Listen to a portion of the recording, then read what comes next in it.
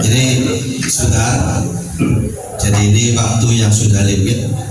Nanti saya minta Bapak Kiai memberikan paparannya, sangat ditunggu. Ini yang hadirnya tokoh-tokoh di masyarakat. Berbagai ini perlu bekal-bekal yang untuk mengembangkan kita kita di masyarakat. Sumangga Kiai. Di Indonesia ini ada sebuah keluarga yang mengaku dengan masif bahwa mereka adalah keturunan Nabi. Itu masalahnya kan? Keluarga yang masif mengaku keturunan Nabi ini berasal dari sebuah keluarga yang dikenal dengan nama keluarga Baal, yang biasa dipanggil di Indonesia dengan sebutan Khatib. Setelah susunan silsilah mereka ini kita teliti, maka terbongkarlah bahwa silsilah mereka ini terputus, tidak tersambung kepada Kanjeng Nabi Muhammad SAW. Itu kesimpulannya begitu. Wa yanbaghi likulli ahadin ayyakuna lahu khairatun fi hadan nasabi syarifi wa dhabtihi hatta la yantasiba ilaihi ahadun illa bihaqqih. Bahwa wajib bagi setiap orang untuk mempunyai kecemburuan tentang nasab baginda Nabi besar Muhammad SAW dan menelitinya setiap ada pengakuan orang di hadapan publik bahwa dia adalah keturunan Nabi, sehingga tidak menisbatkan kepada keturunan Rasulullah seseorang kecuali dengan benar. Dan ini termasuk dalam kategori al-amru bil ma'ruf wa nahyu 'anil munkar, memerintahkan kepada yang baik dan mencegah pada yang munkar. Seperti saya misalnya yang sudah mengetahui bahwa Khatib ini bukan keturunan Nabi, itu haram hukumnya untuk mengatakan mereka keturunan Nabi, karena tidak ada dasar sedikit pun baik dari sisi ilmu nasab, ilmu sejarah, mereka itu bisa dikaitkan secara ilmiah sebagai keturunan baginda Nabi. Tidak ada sedikit pun berita yang dapat diverifikasi bahwa leluhur mereka yang bernama Ubaidillah ini adalah keturunan Imam Ahmad bin Isa. Imam Ahmad bin Isa yang wafat 345 Hijriah, apakah betul dia mempunyai anak Ubaid ini bisa diverifikasi di dalam kitab-kitab nasab yang sudah ada pada masa beliau hidup atau pada masa berikutnya yang paling dekat dengan masa beliau, dan kitab-kitab yang bisa kita temui. Kitab-kitab nasab sangat banyak sekali yang sudah dapat memverifikasi pengakuan mereka sebagai keturunan Nabi ini betul atau tidak.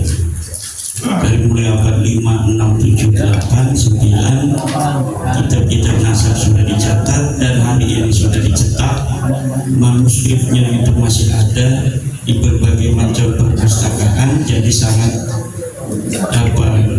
valid dan orisinil.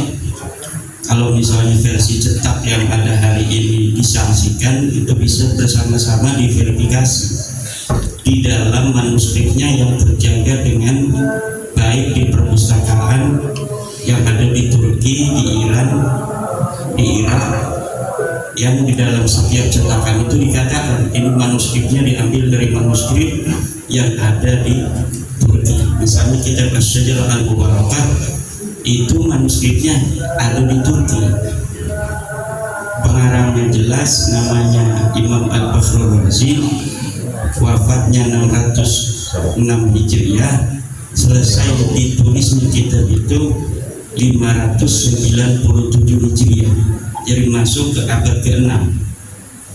Di sana dikatakan bahwa Imam Ahmad bin Isa anaknya cuma 3, Muhammad, Ali, dan Husain, laisa lahu waladun ismuhu Ubaidullah.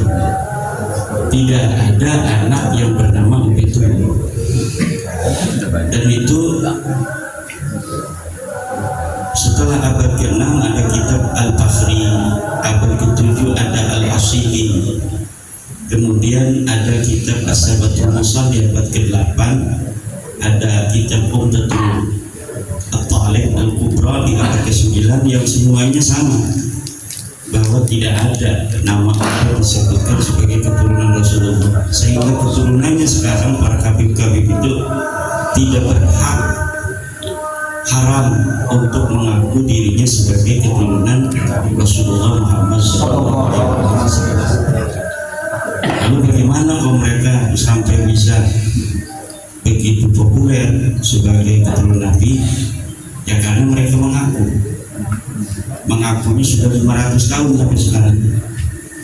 Mulai mengakunya itu pada tahun 895 Hijriah dalam kitab yang mereka tulis. Kitabnya masih ada sampai sekarang, namanya kitab Al-Burqatul Musyiqah karya Ali bin Abu Bakar As-Sakran, yang dia menisbatkan diri sebagai keturunan Nabi dari jalur Ahmad bin Isa ini bukan berdasarkan dalilun qat'iyyun, tapi hanya berdasarkan zon dari nama Ubaid yang mereka biasa panggil untuk kakak mereka. Kemudian di sana ada nama Abdullah, mereka mengijtihadi bahwa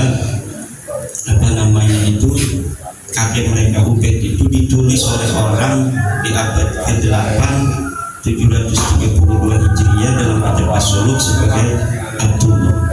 Di Abdullahnya ini tertolak, si Ali bin Abu Bakar As-Sakran ini kemudian mencangkok kepada sesuatu yang tertolak itu. Jadi Abdullahnya ini tertolak sebagai turunan Nabi. Kemudian dia mencangkok ada nama yang mirip, yaitu Ubaid atau Ubaidullah dengan Abdullah itu. Sedangkan sebuah kitab nasab itu bisa dijadikan sebuah dalil apabila memiliki dalil yang qat'iyyud dilalah alal maksud, yaitu satu, syaratnya harus kitab nasab. Yang kedua, bukan berdasarkan mutasyabihul asma, keserupaan nama, tetapi namanya harus betul-betul tertulis seperti yang mereka kenal.